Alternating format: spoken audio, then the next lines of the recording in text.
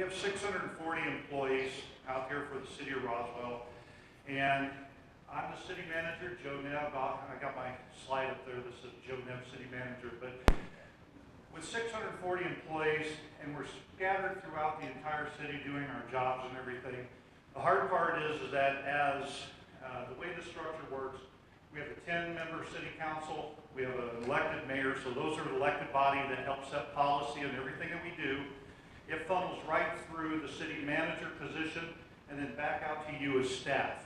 And so the challenge is when we get directives or anything from the city council, is getting it translated down into the staff all the way through there, because there's at least 7 or 8 different layers of people that have responsibilities throughout the organization that hit what I call the boots on the ground individuals as well. And so the idea about these meetings is that you get to hear from the horse. At least once a year, we get up in front of you and you get to hear from the city hall as to what we're trying to do to you next, and lack of a better thing. So it is, and so what we want to try to make sure that happens is that we're providing you the information so that if you have any questions or if you have any concerns or anything with what we're trying to do, then you have the opportunity to come tell us what we can do better. And the whole idea, and I think a lot of you have heard from me in the past as well too, is that my job as city manager is not to tell you what to do. My job is to make sure that you have the resources to do your job. Because if you have the resources to do your job and you can do a good job, my job gets very, very easy, right? I mean, that's the thing. We deal a lot with the city council as far as complaints from the individuals that we've not served them properly or we can do something better. So the whole idea of this thing is to try to make sure that you hear from me directly, hear from my staff directly, so that you have an idea of what's going on. The intent of City Hall is to not make the job harder. It is to try to make sure that you have the resources to do your job. But with 640 employees, the idea is that moving everything in a standardized process and a systematic process so everybody's treated fairly and equitably and everything, that's the whole key. And a couple of the other pieces on the agenda. Here's the topics that we'll cover. These are the things that we believe that are the most important to all of you. Again, the thank yous, making sure you understand how much you're appreciated for what you do. Safety is a big thing. And I think that's the one thing. I want to make sure that everybody goes home at the end of the day the same way they came in. So that's important. We're going to talk about budget planning because one thing that we have been able to do with our classification compensation plan, I can tell you exactly what I'm putting into the budget for salaries and for other operational expenses. And so I can tell you today what I'm willing to put into that budget. And then that helps these conversations that we have with all of our unions as well too. You have an idea of where we're headed. And as far as I can tell you, is that we're going to try to move forward in that process because that's my prerogative to put the budget together. We're going to go through some projects because the projects are important to us as we move forward. And then there's about 7 different miscellaneous items to cover that may be of some level of importance, and we'll explain those as we go. So my name's Joe Nebb, and the reason I go through these introductions as well is that we have about 25% of our staff, 640 employees, 25% of our staff leave us every year. And so we have new people coming in all the time to be part of our organization. That's 1/4 of the entire crew is rotating out every year. Some of them are retirement, some of them are going and finding a different job that fits what their needs are. There's a lot of different things that happen. I would say that in the course of an employee's career, the first 3 years getting somebody on board is some of that most difficult because you may get in as an employee and find that the job isn't what you thought it would be. It may not fit what your family needs are or anything. And so as we course through that, that's the big key. So the introductions are just part to make sure you understand that I'm out here and what I'm trying to accomplish with that. First off, and you'll never get told this, you see it with your family as well too, and your children and everything else, you'll never get told thank you enough. We always remember the bad things that happen. We always remember those whoops. Got to do better. The attaboys do not come as often as they should be. So I always want to start out with telling you thank you for everything that you guys are doing. We're taking care of almost 50,000 people in the city, and the number of tourists and everything else. We have a very important job no matter what your department is, and trying to take care of all those individuals. It's not always the easiest thing to do. And so I just want to tell you thank you for everything you do. The nice thing about Roswell as well too is as being our home, we're we're far away from everybody else. We're kind of that oasis of ourselves. And so we are taking care of our families, we're taking care of our neighbors, our friends, and everything. And so I like to think of it that way. We don't get a lot of help from people farther away. We're that body that is taking care of our people. And so, again, thank you so much for that. I'm going to turn it over to Juan Fuentes, our Administrative Service Director. He's going to go through the safety. So, Juan?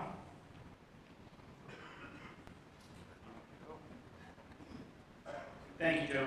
And good morning, everybody. As Joe mentioned, my name is Juan Fuentes. I'm the Administrative Services Director.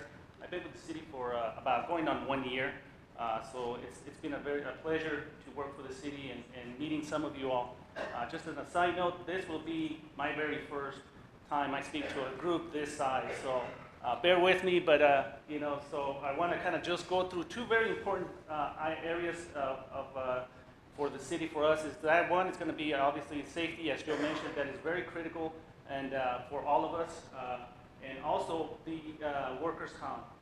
Some of the information I want to share is how you all can help us make sure that we have the resources, as Joe mentioned, to be able to provide for the items and the things that you all need.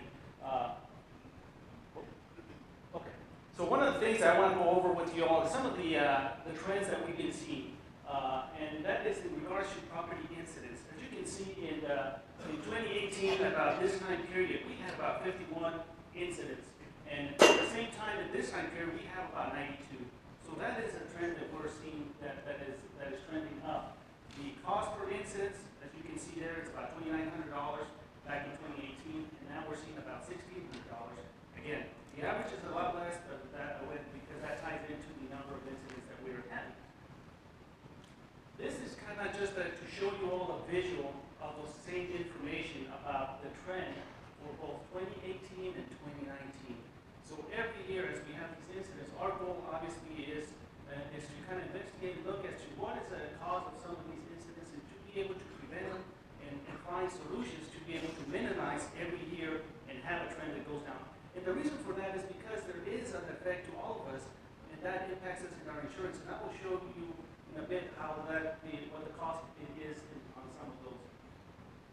So this is the cost comparison as we were seeing the trend coming down at the average. As you can see there for 2018, that is the blue line. The other line represents the 2019, but because of the number of incidents have gone up, the average has gone down. So that's why you see the trend going down. This slide here represents what is the actual cost. Okay, for each of those, we have on your left the cost of incidents by department, and this is information that our safety officer, Kathy Lauer, kind of tracks on a regular basis and shares with management and shares with HR the information of what each of the departments is, what is the cost by incident by department, as well as the cost by month throughout the year. And as you can see,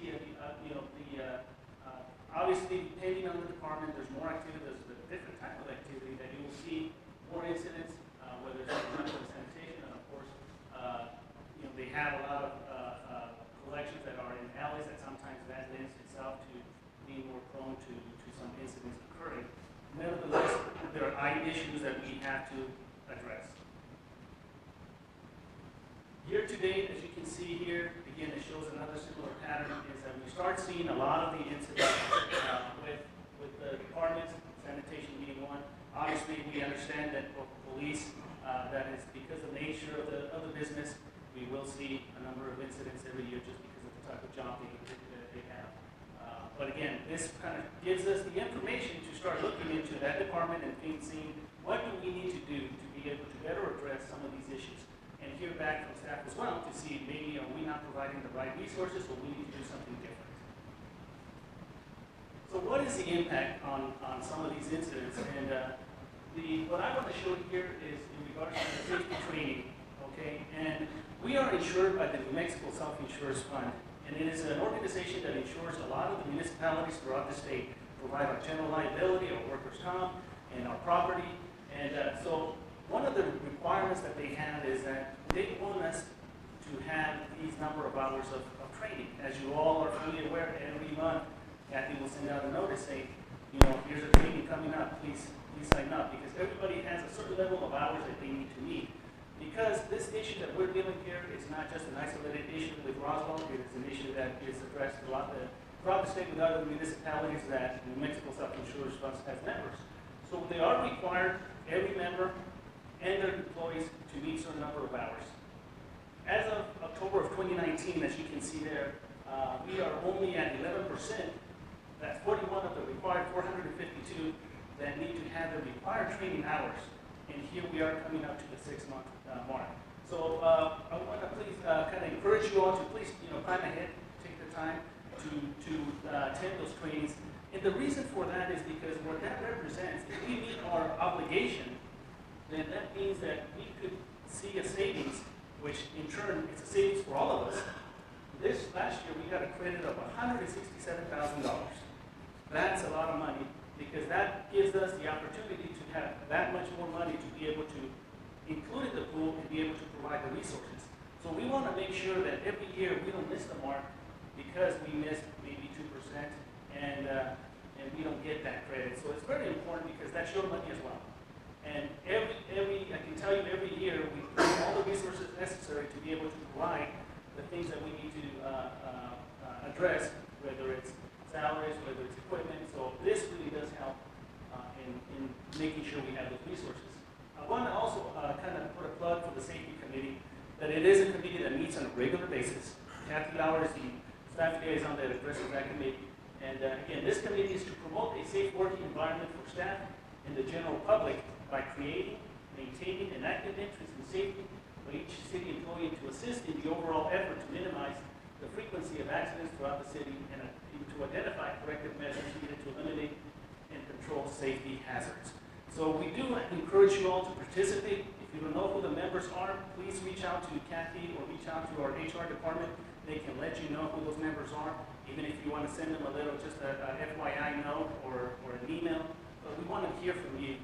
We see these trends throughout the year. We want to start continuing to see the trends coming down because, as Joe mentioned, safety is a priority for all of us. And we can't plan for every single potential hazard that we may come across, but at least we can kind of try to do our best to address that and meet our requirements and provide the resources. The next thing I want to address that I talk to you all about is in regards to workers' comp. Here today we've had 6 exposure claims. We had 1 respiratory issue and 62 other injuries, including slips, strains, cuts, and etc. A couple of things I want to go over is going to be the reporting an injury, because that is very critical because there are timelines. If an employee is injured, there are certain timelines that have to be met because we are required to provide certain reports to the state, to our insurance carrier, and so forth. So communication becomes very critical with the process, and HR makes sure we need to have that communication with employees, supervisors, department heads. The year-to-date reports, I want to share some of that information, and the cost of the experience modifier. This is another number I want to share with you all so you are aware of how much that is costing the city and all of us. So these are just some quick bullet points I want to share with you all of when you're reporting an injury and the critical timelines that we need to make sure everybody's aware, because we want to make sure that your needs are met and we don't want to miss anything. So as I mentioned, the city does use the New Mexico Self-Insurance Fund. We've been using it for a number of years. As soon as you have suffered an injury, report it immediately to your supervisor. Complete the notice of injury packet and get it to HR as soon as possible. There are reporting deadlines that can affect your claim being denied if not followed. A delay in turning in the completed paperwork only prolongs the workers' comp process. It is your best interest to follow the steps in getting your claim filed. Communication and always again, with our HR department and your supervisor. You have the right to pick your initial healthcare provider for your injury as long as they accept the workers' comp. Sometimes we might think that they accept it and they don't, and that might delay your coverage. So make sure you check with your service provider. If you're out on workers' comp injury, you will be paid at 66 2/3 of your gross wages. However, there has been a recent policy that has been implemented by our city manager and with HR that gap, the 33% and 1/3, can be covered by using your sick leave. If that was not the case, but the policy has been amended to make that available to our staff. This is just a graph that shows of what the activity has been throughout the last 3 years in regards to the incidents. As you can see, we had an unfortunate incident in the middle of the year, but we are still seeing kind of somewhat, excluding that incident, we're still kind of seeing the same trends, which we want to start to address because it does affect our insurance and our coverage, and I will share with you all what that impact is. Here, as you can see, again, it shows some of the departments in the claims. Obviously, we had, as I mentioned, an unfortunate incident in the fire, but as you can see, the police department, because of the nature of the business, they always have that same trend, right? So we have those claims. So workers' compensation, what is the trending upward? As you can see there, you have the average per month. In 2019, we've seen a 7.2, and in the annual cost, as you can see, that trend has been going up as well. So one of the things that I wanted to share with you all, where it really hits all of us financially, is what the insurance calls the expense modifier, which is every year when they bill us, they have a modifier, which is it's the contribution charge with the risk of loss for each of the members, for all of our members. The chances of a police officer, animal control officer, worker being injured greatly exceeds that of an office worker being hurt, and that's what that accounts for. The difference is accounted for via the class code rates charged for different positions. And what I have out there is an example of an animal control officer. Their class rate, for example, is 8.95, and then what they take into account is all of the payroll for all of those positions, which is that's $233,000. So the insurance amount is about $20,903. In the little on the box on the bottom here, where you see fiscal year 20 experience modifier impact. This was our invoice for fiscal year 20. Our total annual premium invoice was about $1.3 million. Now, the experience modifier for us is 1.27. What's really hitting us is the 0.27 because of the number of claims. What you see there is the difference of 1.6. So the actual bill that we got as a city was $1.6 million. So that's about $300,000 more that we're paying. And that's one of the reasons why we want to make sure that we keep most of our money for us because, well, that provides resources for the city. This is just to kind of give you all an idea of the impact that has on all of us. With the experience modifier, starting in 2017, that has been that number above the 1, which is $335,000 in 2017. As you can see there, 410 in 2018, 611, and 359. When you add up all of those numbers, because of the experience modifier, we're looking at over $1.7 million in 4 years that we have to pay to our insurance.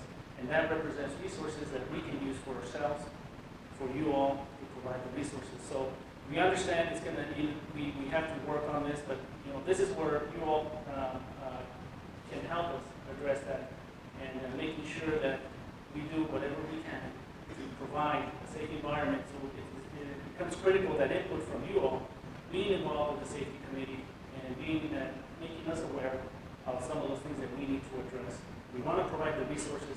We want to be able to give you all the necessary equipment for that. The other thing that I wanted to address finally is the employee engagement. One of the things is, the city is a team organization and operation, and not up just to the supervisors. The employee committee allows us change at all levels. There's 2 committees that I wanted to share with you all here, as well as I discussed the safety committee. The other committee is the employee advisory committee. And the employee advisory committee does meet on a regular basis. One of their goals is they want to hear, they also can try to address some of the issues and concerns outside of safety that are more general, that are maybe issues of concern that they hear from staff and other employees. So we have a board that would like to hear from you all. And we also, if there's anybody interested in that committee, please reach out to them. And because sometimes they do need some additional help and participation. So that is another committee we encourage all of you to provide feedback.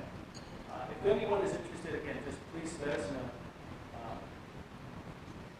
I want to just show this slide here in regards to our HR department, which when it comes to issues about employees, relations, and issues whether it's safety or workers' comp, our HR department is a very critical department. And we are going through some changes, and right now we have recently promoted Renee Trujillo as our Human Resources Director. And as you can see that, she has her staff there. Right on the side, on the far right, we have Nicole Bejarano. She is under the finance department, but she does work closely with HR because the payroll also, when there's situations regarding workers' comp, as we mentioned about making that gap, there's that relationship there. These folks up here are here to work with you all. They're here to provide the services and making sure that any paperwork that needs to be processed that impacts your benefits, make sure that you're in close contact with them so that they can be processed in a timely manner. And with that, I think I'll pass it on to Joe. Yep. Thank you. I want to back up just a little bit. I want to drive a couple points home with a couple things here. When you look at this experience modifier of 1.27, that means there's about almost $400,000 being paid to an insurance company. And I covered this in greater detail in previous years, but the big thing is that the City of Roswell as an organization, as a business, is not in the business of making money. So everything that we take, all those tax dollars that we take from our constituents and everything are to be spent on the services being provided, right? So I have $400,000 that could go to helping our services go that I'm giving to an insurance company, and I don't like that. One, I don't want anybody injured ever. We're going to keep trying to fix those things when they happen, but I would rather put that money into the resources that you need in order to do your job better. And I want to make sure that you understand that, because we're going to carry the insurance because it needs to be there to make sure that you're protected if anything truly happens. Accidents do happen, they'll never go away. But if we allow them to happen, or if we do not try to do things in a better way, we're always going to run into that issue with that. So I wanted to make sure I drive that home. I just don't like giving attorneys, insurance companies, or anybody any money like that, you know. I'd rather be utilizing them for the services we're providing. And then the employee engagement, the one thing I wanted to cover again on this and drive it a little bit farther home is that this is the top-down structures are no longer a good organizational structure. There is one city manager here, but the communication is a two-way street. And again, like I told you, if I give you every resource that you need to do your job correctly, then my job gets very, very easy. So the whole idea is to get that communication running as a two-way street. I expect every one of our directors, managers, supervisors, whoever they are, to help each other. Their jobs are not to be bosses, their jobs are to be leaders, their jobs are to help you have the tools to do your job. We're only as good as our weakest link. I mean, that's another analogy that gets used a lot. And the whole idea of this is that if we can strengthen everybody up, if we can make everybody performing at a better level, then we all succeed with that. And I think that's the one thing I want to make sure you understand. It's not my organization. I have a role to play just like everybody else in this room. Mike and Juan up here, everybody out there has a role to play. If the job is not serving a purpose, we're going to get rid of the job. It's just going to happen. We don't need to be spending our limited resources on things that don't make a difference in our community. So Just wanted to make sure I drove those points home. All right, just some things that are happening, because again, when I do these conversations about budget and everything, it's like, well, what's in it for me? How am I affected by this? This is one of the things that the state legislature did this last year, is that they raised minimum wage. And my understanding from HR this week, we actually have nobody affected by the minimum wage changes right now. We do have a few positions that are paid less than minimum wage. A lot of this will affect our seasonal individuals. The cost is there, but it's really actually manageable. So we will be trying to follow these standards. Everything will be put in place to bring that minimum wage up to the $12 an hour effective in 2023. After 2023, the minimum wage actually follows the cost of living adjustment, and I'll explain that because that's how we do our grade classification and compensation plan as well. But I just wanted to make sure you understood that we are making these adjustments to these minimum wages. Budget priorities, as I mentioned earlier, it is my responsibility to build a budget for the city council to consider. And in the past, a lot of things, and that's why we did our compensation classification plan, was that salaries of the employees became, they got weighted against the projects we were doing and everything else. 70 to 80% of all the funds that we spend are on salaries and compensation. We succeed by the help that you guys provide. And so our job is to make sure that we take care of you. And so we updated the classification compensation plan 3 years ago, and then we've been abiding by that. I think everybody still waits to see that whether or not I'm going to follow through with what I commit to. And I'm telling you that I'm following through with that. And so the whole budget process is there. One of the things that are going to happen is that this next year's budget, the numbers are getting tighter because we've not adjusted well enough with the actual ongoing expenses as opposed to our improvement expenses. So we have general operational costs and we have capital costs. Essentially, that's the easiest way to break down that budget. So we are adjusting. We will be holding all of our expenses, at least budgetarily, at no increase to this year's budget. So the 19-20 budget will be the 2021 budget. So we're not going to change the bottom line number will not change, at least with what we present. The numbers within the budget will move. And like I said, and I'll share with you exactly what we're going to do with salaries and everything else.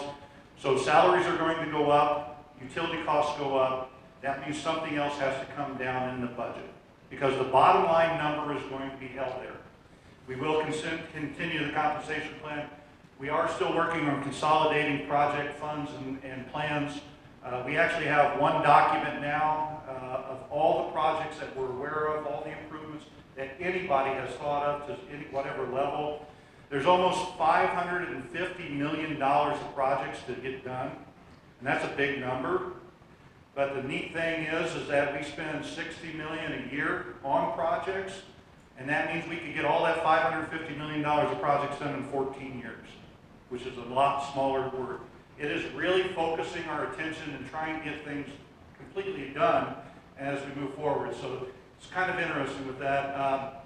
And then again, like I had mentioned about the jobs and everything, if your job is not necessary, then we're going to change that job. If my job is not necessary, we're going to change my job. Every job has to have a purpose within the city. Every job has to do something for us. We're going to continually look at our departments and our organizational restructuring and everything to try to make sure that our limited resources, our people, are where they need to be to do the jobs that we need to get done. We have 640 employees. We have approximately 70 jobs open today. 3 years ago, we had 60 jobs open. Last year we had, I think, 85 jobs open. That's our attrition rate of how fast we are turning over people and trying to find the quality people. We can't keep letting people go to greener pastures. And so that means we have to change our model of how we take care of you and everything, because it hurts too much. It costs me 25% of that job to replace the job. So we're spending a lot of money out there to try to keep things moving. And, public safety, that is a tough field right now. I mean, with all the other jobs that are out there, police and fire suffer a lot with trying to get the right people and hold on to those people because of what the challenges of those jobs are. We also have a certified operator issue. We cannot get enough certified operators to do the jobs in the utilities. It's an ongoing thing that we have to try to find better methods to do that. So the in-depth reviews of all the departments, all of the operational and the resource allocations and everything, we're going to keep challenging ourselves to say, do we have our people where they need to be? So that's my budget priorities for this upcoming budget cycle. Here's the tentative salary plan. How does this affect you? We do 2 changes to your salaries every year, and we have for the last 3 years.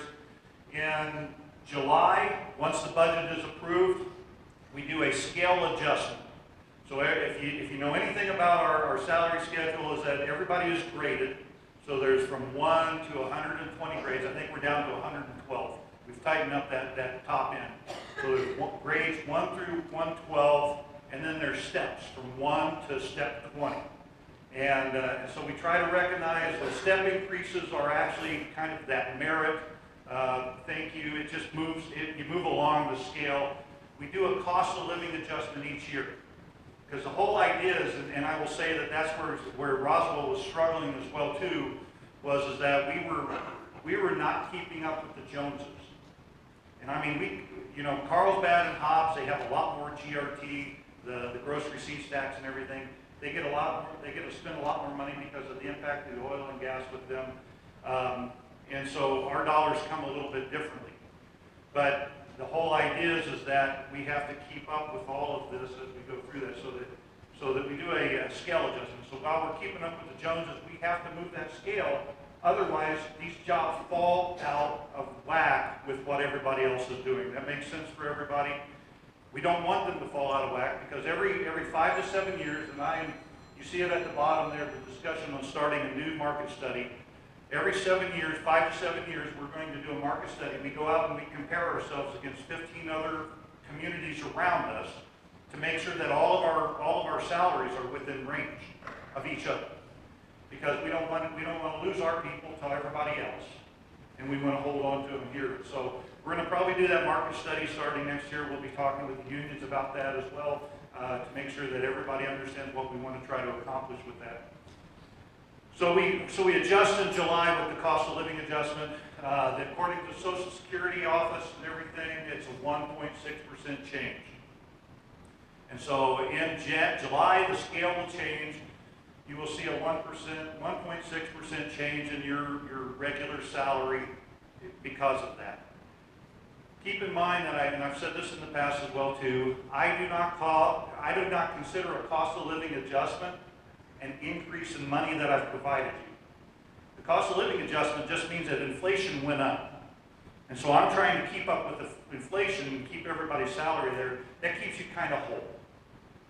The only places where we change for salaries and everything is if you take on more responsibility, you change your job within the order structure, you change within the grade, or we do the step adjustment, which happens every December now. And that they're 2% step increases from step 1 to step 20, so you kind of have an idea of how you're going to walk through that.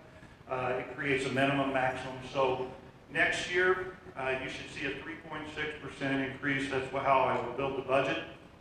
And again, 1.6% will happen in July, the 2% in December. We are wrapping up. I think finance and payroll have been getting ready for the 2% adjustment for this year.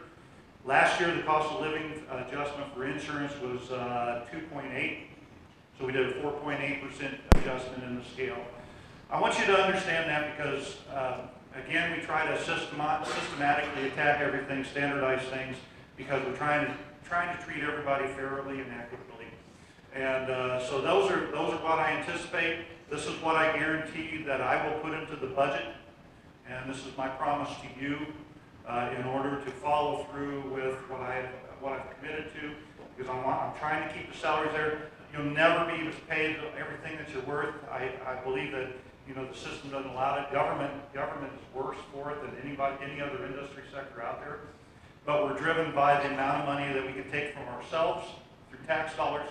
We take 24% of our general fund that pays for police and fire is all property.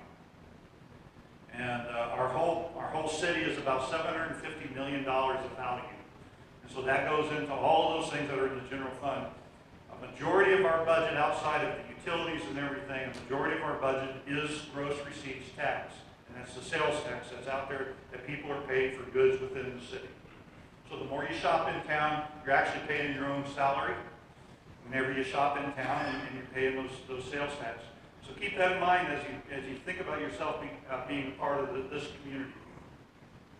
I'm going to turn it over to Mike Matthews. He's going to cover a few of the things that we've been doing over the last year.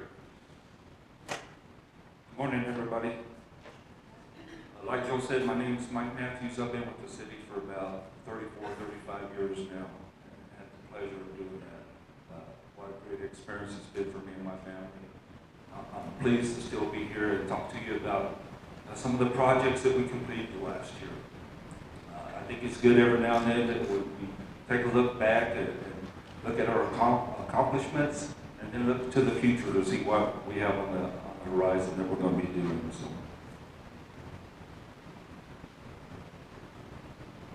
You're going the right way. There it is. Those are yours. Those are mine. Joe changed my slides, so I'm not familiar with these. All right, and it's not on the slide here, but no, it is. Convention Center. We completed this project. We really moved in a little early last year. We had our gala in December, but officially, I believe we moved into this building with the council in January. Was our first meeting here. So I like to bring these things up because people need to understand this isn't, ideas are put down on a piece of paper, they're discussed, but it takes a lot of time and a lot of people's efforts to get to the position that we're at today, where we're in a nice facility, whether it be a convention center or a fire station or a police station such as that. It takes a lot of people and a lot of work and community support in order to get to a facility like this. This year we were fortunate to open up our recreation center. If you haven't been there, it's a phenomenal building. Indoor swimming pool, outdoor swimming pool, the gymnasium is great. It's going to be a long-term facility that's going to benefit our community and our children for years to come. For many years, our kids were playing basketball at the Yucca. I'm 56 years old. I played Little League basketball at the Yucca Center. So it was way overdue that we invested in a facility like that for our kids. So we were fortunate enough to get the council support and the mayor and the council support, the public support. We got that built this year, and we opened it up. We always have ongoing projects. Obviously, our street department, our water department, things that people really don't think about. Right now, on North Garden Street, Garden's been closed for a while. College has been closed for a while, trying to get some of the pads and things repoured there. Those are all very important infrastructure projects that if we don't stay up on this, we end up in situations to where we're not able to follow through with the compensation plan because we've had major infrastructure failures throughout the year, and it takes away. There's only so much pot of money, so trying to divide it up to ensure that we're taking care of our employees first and foremost. It's always Joe's priority. Our employees come first. We made the promise, we'll continue that promise, that the compensation plan is the number one priority when we go into the budget talks with the council and the mayor. After that, we've got to take care of our infrastructure. And so we will continue with those infrastructure projects, streets, alleys, water lines, things like that. The smart meter project, that is continuing on. We started that a couple years ago now, really, and it's still continuing on. There's some bugs in it, but that was a huge project that the council approved. That eventually, if we get it all working right, that it'll cut down on the need for so many people out manually reading the water meters where they can do it remotely. We can use those people in other places. So that's another huge project, multi-million-dollar project that we did. Going forward, and that's just a snippet of projects. I'm sure I missed many. I know Kevin Dillon, when he was here, he had a huge list. Trent showed me that list. He has over 39 projects, I think, that he's continuing in-house working on. That it just takes all of us working together to get these things done. Going in the future, of course, we have an election coming up in 2020. Don't know how that's going to turn out. We know we're going to have maybe 1 or 2 changes on the council, but you never know with these elections. So we'll see how that turns out. The more important part for me on this election is a bond question that the council approved to put on this year. We do not have a fire station on the east side of the tracks. Never have. We have a police department that is in an old bank building. They've never been in a facility that was designed for a police department. They were at the old airport. Before that, when I was a kid, they were 2nd and Garden Street, where the Army surplus store is. That was a police station. So they've never been in a facility that's been designed to meet the needs of a true law enforcement agency. We've been fortunate. We've been able to deal with the incidents and things that happen on the east side of the tracks without having that fire station there, but we really need it there. So the council has approved us to place on the election ballot a bond question for the public for a $35 million public safety complex. Inside that complex, if this is passed, will be a new fire station 2, the police department, municipal court, emergency manager's office, and 911 dispatch. Currently, our dispatchers are shoved in a tiny room, really, at the county administration building. We've outgrown that. We've got to get up to date with our emergency services. That's a big one that nobody ever sees. You don't ever know anything about them unless you call 911 and they pick up the phone 24 hours a day. But I would encourage you, if you have an interest in that, get with me. I'd love to take some people over there and show you what these people do. They are truly the unsung heroes of the emergency services. That's a big project coming up next year, so I won't tell anybody how to vote. I won't do that, but that question will be on the ballot, and that's what we're planning on doing with that. If that passes, there'll be a lot more information coming in the near future on that project. 2019, we were funded by the state legislature to build another splash pad, like the one over on East 2nd Street. This one here is planned to go Carpenter Park on Southeast Main. They're across from the county administration building. We were awarded $450,000. We didn't ask for it. They gave it to us. So we're going to spend that $450,000 on the splash pad. Whatever we can get out of that, whatever, how big, I don't know, just what we can get for $450,000, that's what we're going to do on that. We continue to work with the developers and stuff and partnerships on infill.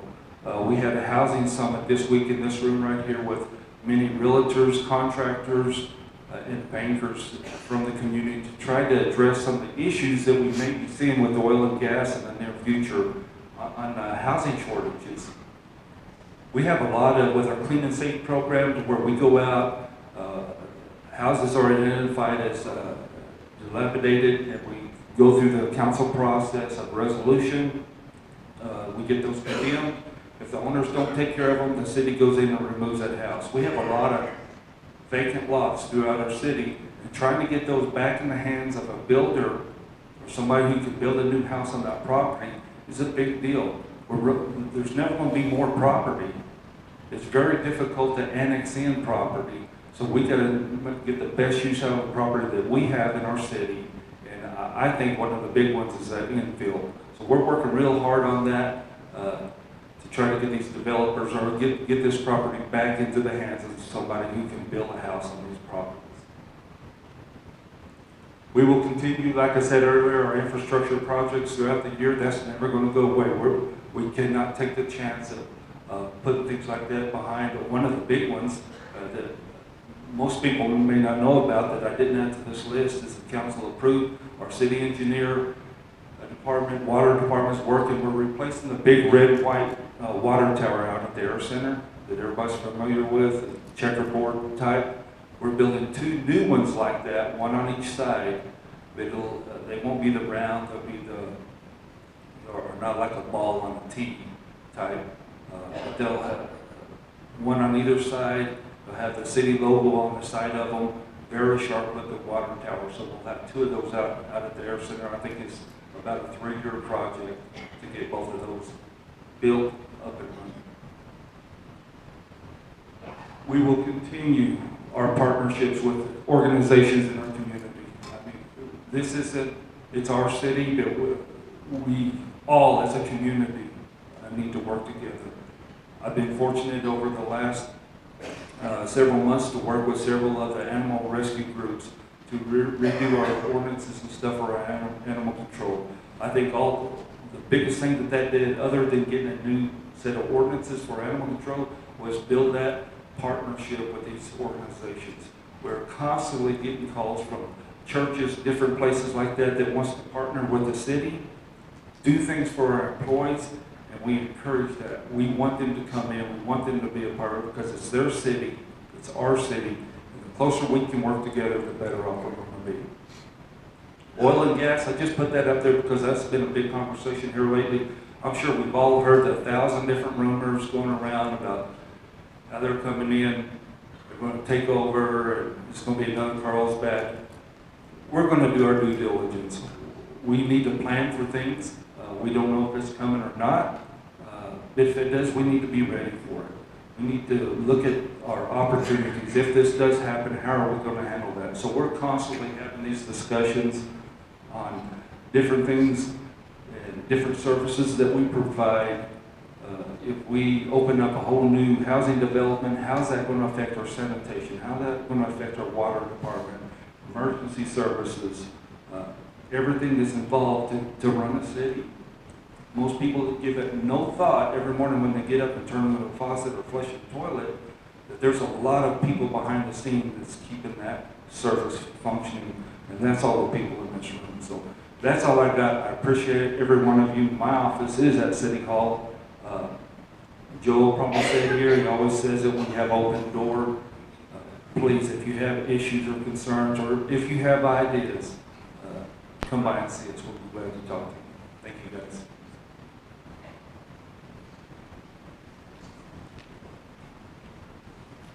Okay, going to run through just a miscellaneous topics and everything very quickly here, and we'll get you back out of here, get you back to what you enjoy doing. But if you're not attached to us on Facebook or go onto the city website, a lot of the information that we're doing, we're trying to put it out there. We're trying to make it available. The staff portal on our website is an important thing for you because all of the city's policies updated are on that staff portal. Every department should be allowing you access to a computer within the system somewhere so that you can log onto that staff portal to get the updates that are important for you as well too.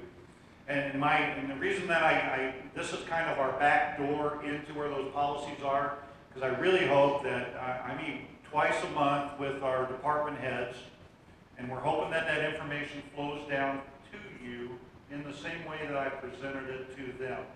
And if it doesn't happen, this is a way that you can get access to the information yourselves. And that's the whole idea. We don't try to do anything in the smoky-filled back rooms or anything. We want to make sure that you're aware of it. The worst thing we can do is put a policy in place that doesn't work. It causes so much grief and so much problems with that. We're continually working on current policies to try to get them to be up to date, because I think when I first got here, we had some that were approved back in 1972, and as you know, nothing changed in Roswell since 1972, right? So it is very important that you get out there. If you have any trouble getting into the staff portal, please let us know. We'll get you connected in there. It is password protected for your use only. So when you get out there on that, you can find it at the bottom of the website, on the front page of the website. It's all the way over on the right side. It's the last thing that says staff portal. It's protected to get on there, but all the policies, all the procedures all the union agreements. Everything is out there so that you can see exactly what we're doing as well too. And so that's the important part of that. Be sure to check the portal on a regular basis. We do try to get out the all calls and everything, let you know what is happening, what is changing, what is moving, but we want to make sure that you have access to that information at all times. 3 years ago when I got here, I'm a believer in the communication, of course. We did an employee survey, and that employee survey had these 3, 6, 7, about 13 different categories. It's been 3 years since we did the employee survey. We're going to do another employee survey. And we do utilize SurveyMonkey for that. And so you'll need to have access to the computer. But I want to know from you, as far as these questions, as to how we're doing. One of the things that are, because what I'm trying to find is that is all the work that we are doing, is it making your job better? Is it making it easier to do? And we have to continually work for that and try and make it better. So those of you that were here 3 years ago, you remember that survey. We're going to do it again, and then that starts to show the trend as to how well we're doing, at least on our end as well too.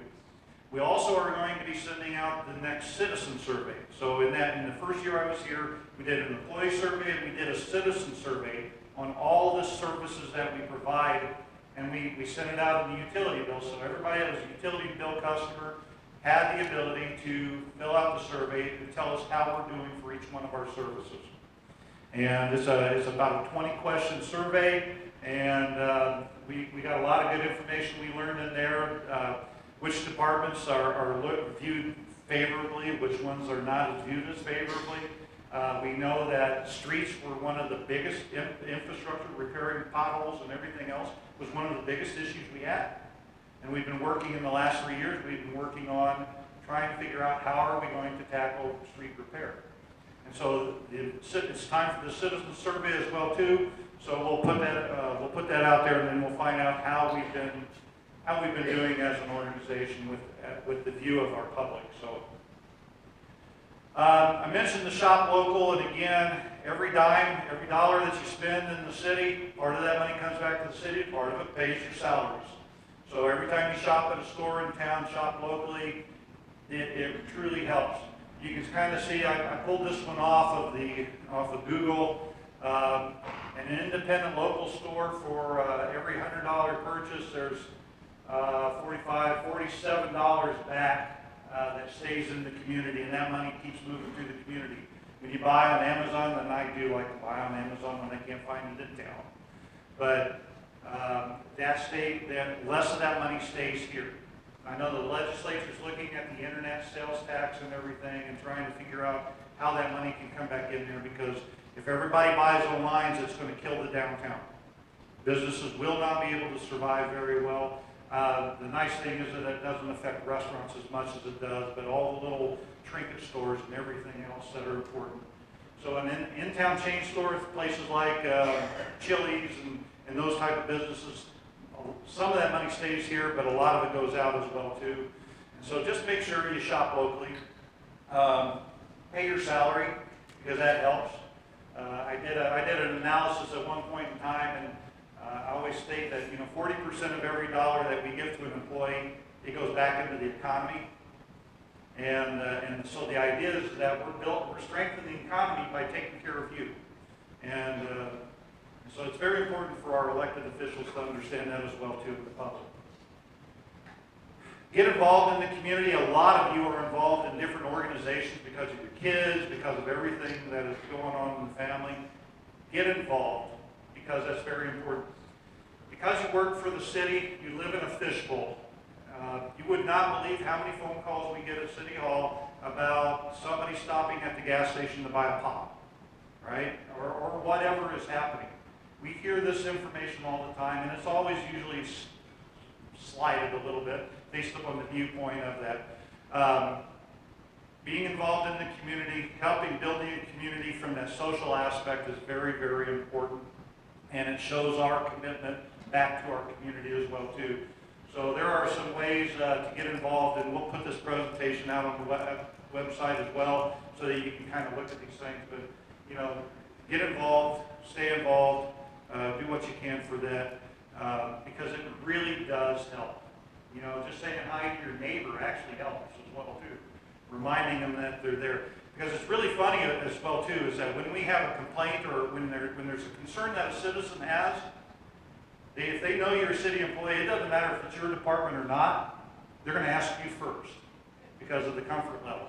And it is really interesting because all we have to do is help direct them into the system, and we'll help them. I've never met anybody that's not trying to be helpful, but they're going to go to you first because of your relationship and your pieces. So get involved in the community, and that helps us when we have to defend the expense that's associated with taking care of our customer service base. So, United Way, there's information out there. My understanding is that years ago we were pretty strong as a group within supporting United Way. Last year I served as the United Way chair. This year is Councilor Grant and his business, the Farm Bureau Insurance Company, are the United Way chairs. Unless you have your own groups that you like to support, Walk for Hope, Relay for Life, or any of those, United Way is a very simple one because the nice thing about our United Way chapter is that I think 90% of that money stays here in the community. And it helps a lot of different organizations out there. I'm not telling you that you have to support any of them, but I wanted to make sure that you understand because this goes into the shop local, being part of the community, and getting involved in that organization, into whatever it interests you. This helps everything. There's a lot of those groups out there that are part of our community, that are part of our heartstrings and everything, and that's what sets it apart. The services, city services don't change really. Every city does some of the services. Not every one of them have an airport. Not every one of them have a zoo. But we do a lot of the same services there. What makes a community different is the heartstrings, is the involvement of its citizens in all of that social stuff that warrants throughout there. And we've got a lot of different groups for that. So get involved, stay involved with any of that. Let me know if you need any help with that. All right, there's three legs to how I try to say thank you. One, of course, is always salaries. The second one is benefits. And the third is recognition. And so this will be the second year. This is our 2020 Gala Annual Employee Dinner. It is an appreciation dinner. You and your spouse or significant other are invited to come join us. We will hand out milestone awards, so everybody that survived 5 years, 10 years, 15 years, I call it the survival award, right? You made it 5 years. And we also do our safety awards. We also do our larger recognition awards for those that have went above and beyond and everything. But it is a good time. Last year was our first one. This is our next one here.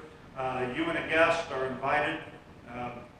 And because it is still an employee appreciation, it's not an open party for just everybody. The thing is we're trying to keep it into our family and into our group. And so that's why we have to kind of manage that. We are using essentially tax dollars to pay for this thing, so it's an employee appreciation meal, and we'll do the recognitions, and then we'll just have some camaraderie as well. So we have to do that in order to be allowed to do that. January 25th, here, right across the hall there, will be the gala. Again, I want to leave out of here with just saying thank you again. I came in here 3 years ago, and my intent was to meet everybody and know everybody by the first name. I have not made it there yet in 3 years. Part of it is the rotation of new employees and everything else. I want to get to know everybody. I think that's very important. 640 is not overcoming exactly what that is, and I will continue to strive to do that. I am available to come and talk to any departments, any smaller groups, anybody individually. I just want to tell you thank you for what you're doing. It is not an easy job, otherwise we wouldn't have any trouble with filling the slots, no matter what your job is within the city. Please be careful out there. It hurts really bad when there's any type of an injury. It's not a good thing. And you should be able to, your primary reason for taking the job is to take care of your family. And so we want to make sure that you can continue to do that. So anything else, please give us a holler, let us know. Be careful out there, enjoy it, and thank you again for everything that you're doing. So get on out of here, take some of those muffins with you. If you did not sign in, please sign in so that we can track you, so we don't force you through another one.